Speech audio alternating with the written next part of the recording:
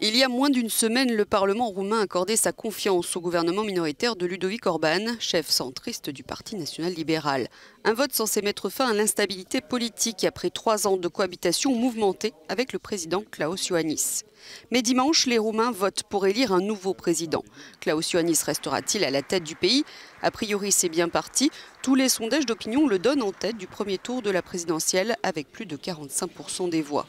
À 60 ans, issu du centre-droit, entré en politique en 1990, Klaus Iohannis est devenu l'inlassable avocat des valeurs européennes, qui parle d'une même voix avec Berlin et Paris sur les questions européennes, qui défend aussi une alliance stratégique avec les États-Unis.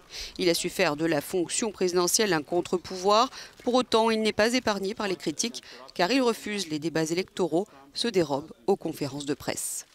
La véritable inconnue du scrutin porterait donc sur le nom de l'adversaire de Klaus Iohannis au second tour de la présidentielle. Il y a l'ancien acteur, Mircea Diaconu, crédité de 15% des suffrages. C'est un indépendant qui tente d'attirer un électorat plutôt traditionnel. Il y a aussi et surtout l'ancienne première ministre social-démocrate Viorica Dăncilă, fraîchement destituée par le Parlement.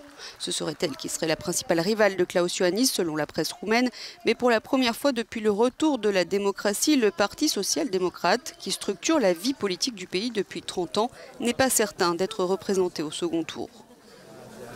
Le jeune chef du parti pro-européen USR, Dan Barna, pourrait être celui qui va sonner le glas du PSD. Il s'adresse à tous les déçus et adversaires de l'héritier de l'ancien parti communiste.